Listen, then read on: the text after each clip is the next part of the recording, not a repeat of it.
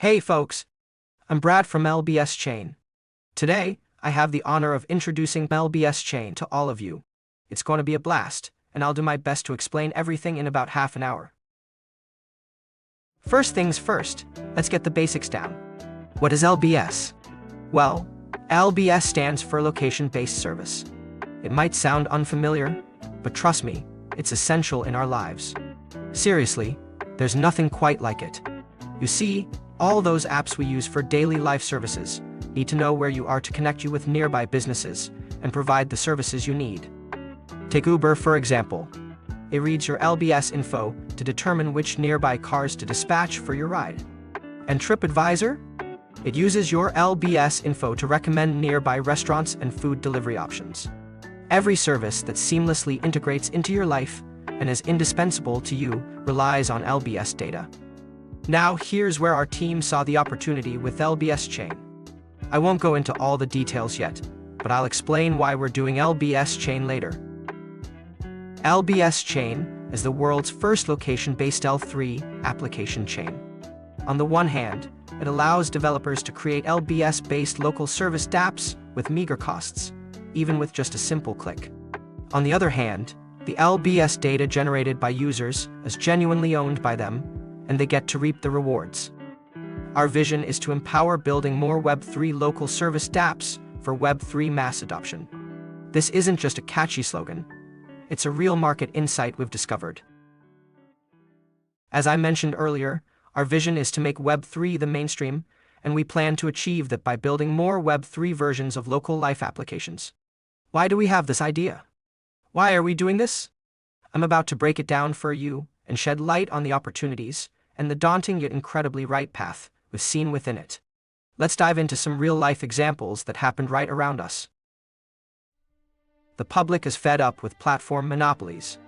We used to think that combining online and offline transactions would boost efficiency, but now it feels like we've gone from one crook to another. Let's take Uber, for instance. They're raking in a whopping 20% to 30% commission, making users feel ripped off, while drivers struggle to make ends meet. It's a vicious cycle. And it's not just Uber. Platforms like Booking, TripAdvisor, and many others in the life service industry are guilty of the same exploitation. Clothing, food, housing, transportation, shopping, these are all everyday essentials that rely on LBS services. However, the platforms and capital control the flow of traffic, and the data generated by users doesn't belong to them. These platforms hold this massive amount of data like they have all-seeing eyes, manipulating everyone within their ecosystem. Let me be more concrete about it. Today, almost all platforms take away at least 1/4 of the earnings, and there's no way to avoid it when it comes to these essential and frequently used life services. Was the purpose of introducing new technology to improve users' lives or to give more power and profits to capital and platforms? It seems like the latter. This is the sad reality of technology. But hey, it's also an opportunity. Where there's oppression, there's resistance. We need new and practical solutions. That's why we're building LBSChain. We want to see more Web3 versions of Uber, Tinder, TripAdvisor, and more. We're empowering these pioneers by providing them with the foundation they need.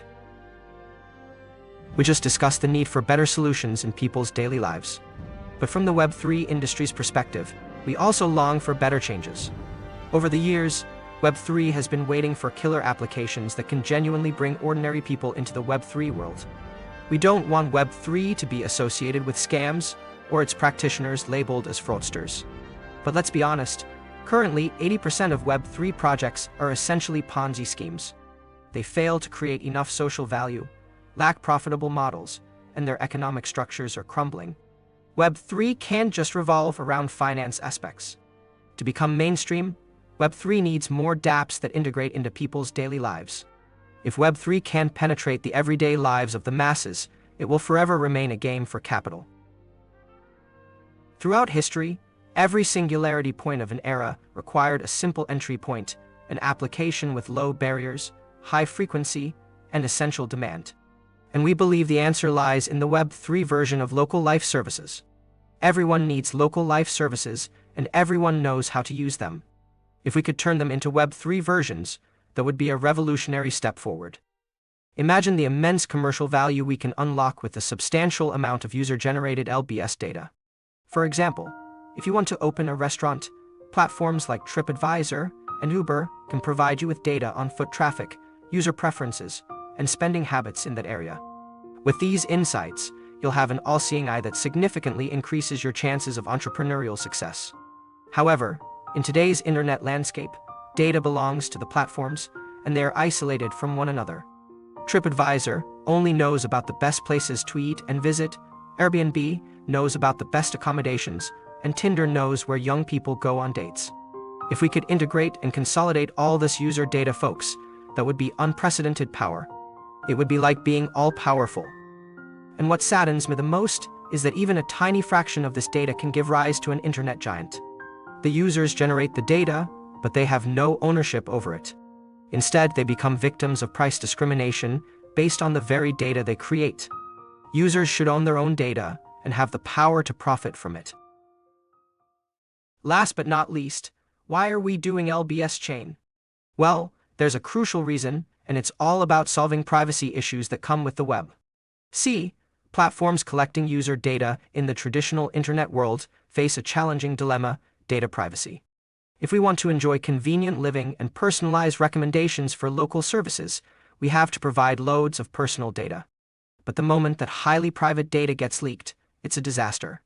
So how do we tackle this issue? Web3 introduces DIDs, decentralized identities, that make it possible to collect personal behavioral data without compromising privacy. LBSChain only collects user DIDs without knowing who the users are. You don't have to worry about your personal data leaking. In the LBSChain database, you're just a 40-character string. No names attached. So let's sum it up. Why are we doing LBSChain? First, from the user's perspective, we need better solutions for local life services. The platforms are taking all the profits, and it sucks. Web3 is the most promising way to decentralize and fix this mess. That's why LBSChain is stepping up to build the foundation. Second, from the Web3 industry's point of view, we need practical applications that can become part of people's daily lives. And guess what? Our chain provides groundwork and fertile soil for those applications. Last, traditional methods struggle to address privacy concerns. Sacrificing privacy for convenience? No thanks. But Web3 DID is a natural fit for solving this.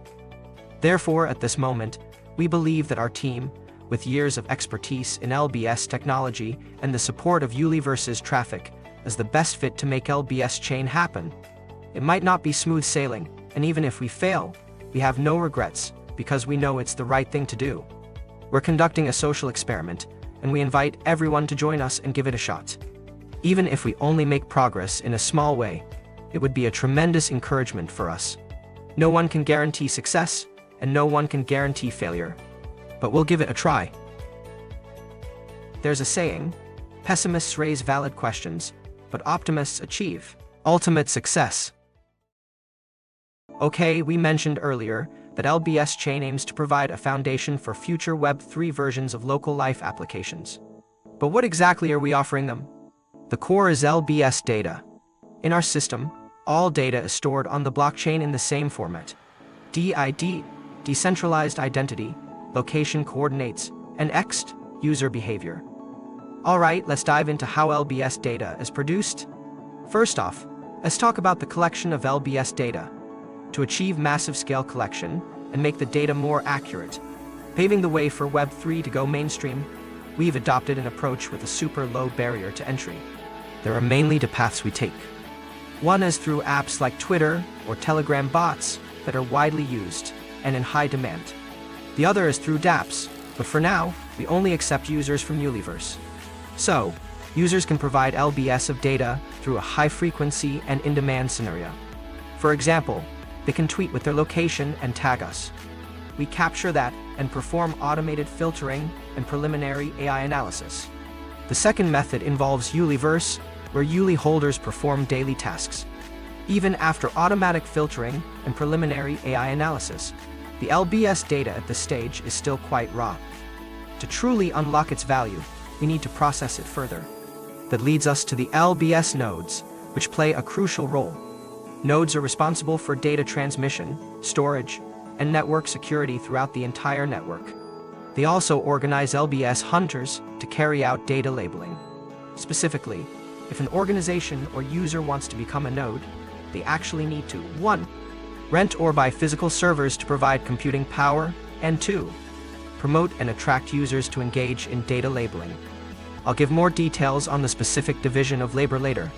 Through this process, the LBS data is already being produced. Web3 developers can utilize this LBS data to build more Web3 local service dApps. For instance, Web3 versions of Uber, TripAdvisor, Tinder, and more. Anywhere there's data monopoly, there's an opportunity to decentralize it using Web3. Of course, LBS data isn't limited to local services alone. Any service that relies on coordinates can use LBS data to build the required dApps. As the number of dApps and users using them increases, LBS data will also multiply. So this closed loop forms a positive feedback loop, which we call the LBS data flywheel. Now, let's move on to the part you're most interested in, how to earn hefty profits. First off, I'd like to share what I consider a solid economic model. In my view, an excellent economic model should allow each role to maximize their own interests while ensuring that their interests don't clash, thereby collectively improving the overall ecosystem. In LBSChain, we have several roles. 1. Regular users provide their LBS data and earn profits. 2. The LBS nodes make profits by providing stable computational power and organizing user data labeling. 3. The LBS hunters earn profits by assisting in labeling LBS data. 4. Developers make profits by developing dApps based on LBS data. Now let me explain in detail about the different roles in LBSChain. Regular users, they provide their LBS data and earn profits. The better the quality and computational power of the data, the higher the earnings. LBS data equals DID plus location and X. We have different tiers. For example, if you only provide DID and location, it's like posting a pure location-based tweet daily or doing daily tasks within Uliverse. In this case, there is no X, meaning no user behavior data. Is this data useful? Yes, it is, but its utility is somewhat limited. However, it still generates earnings. If you want higher profits, you must provide user behavior data, such as posting tweets about daily life, where you eat, what you buy, or something like that. Additionally, to support the development of the on-chain ecosystem, we currently support Uli NFTs, which provide higher mining power to Uli NFT.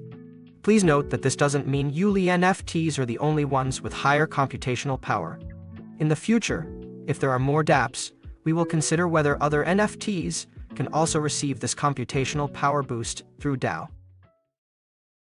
As for the LBS nodes, from an operational perspective, nodes only need to rent or buy physical servers, stake LBS tokens, and connect to the LBSChain network. However, since nodes also need to organize data labeling, they have the backend to see how many original LBS data sets were distributed to the node today, how many people are labeling, the efficiency of labeling, the completed tasks, and the rewards received. The node's rating directly affects its earnings, which depend on factors such as the quality of data provided, assistance in processing network transactions, and organization of qualified LBS hunters. LBS hunters, this role is not just about data labeling, it serves a greater purpose as it generates significant social value. LBS hunters earn LBS rewards by assisting in data labeling. Many office workers can answer questions or help label data while commuting, earning extra income for their meals. Users in underdeveloped regions can also earn income through this opportunity. It's a remarkable endeavor. How does it work? Hunters can choose the nodes they prefer and label data for them. Nodes can adjust the reward distribution ratio. Within the LBS network's reward, 50% is mandatory for LBS hunters. Each node can independently adjust the reward ratio, but only upwards. In other words, hunters can prioritize working for nodes with higher rewards. The hunter system has a credit score, and random answers won't work. The more accurate the answers, the better, leading to higher rewards. Developers, they can obtain grants through DAO. Additionally, after developers create dApps, they can receive rewards based on the daily active users, DAU, every month. These rewards are directly given to developers. However, in the early stages, we will coordinate with developers to allocate a certain percentage of the rewards to users. For example, in Uliverse, the dev team can receive monthly LBS tokens based on DAU. This is because Uliverse holders of contributed data, so a portion of the reward should be distributed to users who do daily tasks. Alrighty, now, let me show you the project recently timeline. So, the testnet is going to roll for about 6 months to a year. During this testnet phase, we're talking about a sweet 10 million, 10% of the LBS total amount, in earnings. Now, the specific allocation details are still in the works, but let me tell you, the initial rewards for the miners are looking mighty fine. We're confident we can be a star project in this bear market, so get in early and get in on the action. We got some exciting stuff coming up, like a special airdrop with Uliverse and a whitelist event for the pass cards. Now I know what's on your mind, folks. How does this project make money? Well, based on what I just told you, it's all about the data. The whole ecosystem revolves around it. So, the key here is whether LBSdata can generate enough value. Now, initially, we might only have enough density and data in a specific region. But trust me, that's already a solid foundation for commercialization. And check this out, we collected LBSdata in a low-barrier, high-frequency way. Everyone's tweeting daily, sharing their lives, so while you're at it, just throw in your location and tag us. Boom! LBSdata is ready to roll. And let me tell you, this level of convenience allows us to build a massive database in no time for certain areas. Once we got that sweet database, dApps and other ecosystem users got paid up with LBS token to access and use that LBS data. For now, we have already collected over £200 million data through 57 counties and districts. But here's the real deal, the true value lies in the network effect of LBS. When we got multiple dApps popping up, user numbers skyrocketing, and data flowing like crazy, anyone trying to create LBS-related dApps or use LBS services gotta go through LBSChain. We win the platform wars, my friends. We control the flow, and through that flow, we create massive value. Remember when Facebook reached a certain user threshold? Everyone was forced to use it, because everyone around them was on it. That's the biggest reward of winning the platform war. And guess what? We got a strong first mover advantage here. We have been doing LBS tech for over 5 years. We have snagged all the LBSChain related domain names, and we're the first ones in the industry. Plus, once data density and comprehensiveness hit a certain scale, two things happen. 1. Data quality shoots through the roof. 2. Cost plummet. People will realize it's way cheaper to just use LBSChain instead of collecting data themselves. The commercial value we're talking about here is gonna rival any of those internet giants we see today. Those big companies, they got monopolies, data islands, keeping the data locked in specific fields or industries.